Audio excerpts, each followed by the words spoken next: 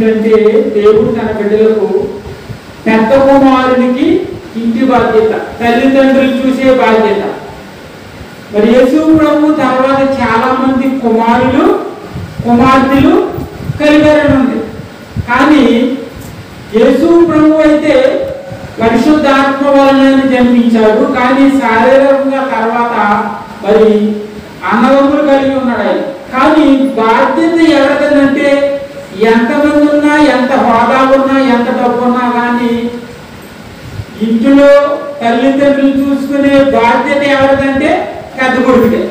కానీ ఈ రోజుల్లో చిన్న కొడుకు కానీ పెద్ద కొడుకు కానీ కూతురు కానీ వాదాలు వేసుకొని ఎవరోని చూడక కడగ ఎక్కడ జాయిన్ చేసేస్తున్నారు, ఓల్డేజ్ హోమ్లో జాయిన్ చేసేస్తున్నారు చూసారా.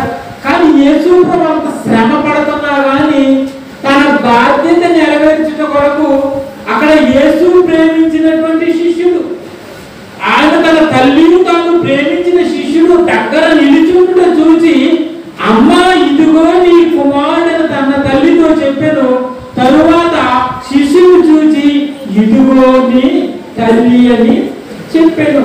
కాబట్టి మరి ఆ బాధ్యతను మరి తను చనిపోయిన తర్వాత మరి నన్ను ఎవరు చూసే దిక్కు లేదు, నన్ను ఎవరు చూడరు అనుకున్నటువంటి నిరుత్సాహం లేకుండా తన బాధ్యతను నెరవేర్చుట కొరకు మరి ఎవరికి అప్పగించాడు?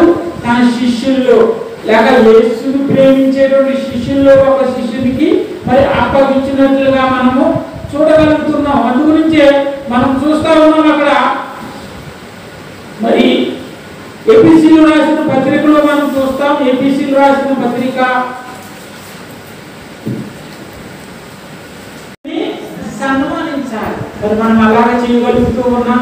అంతేకాదు తల్లిదండ్రులకు విధేయులుగా మరి ఉండాలి. మనం అవిధేయులుగా ఉండకూడదు. చాలా మంది మరి తల్లిదండ్రుల మాట మరి వినలేనటువంటి వారు చిన్నప్పటి నుండే తిరగబాటుతనంగా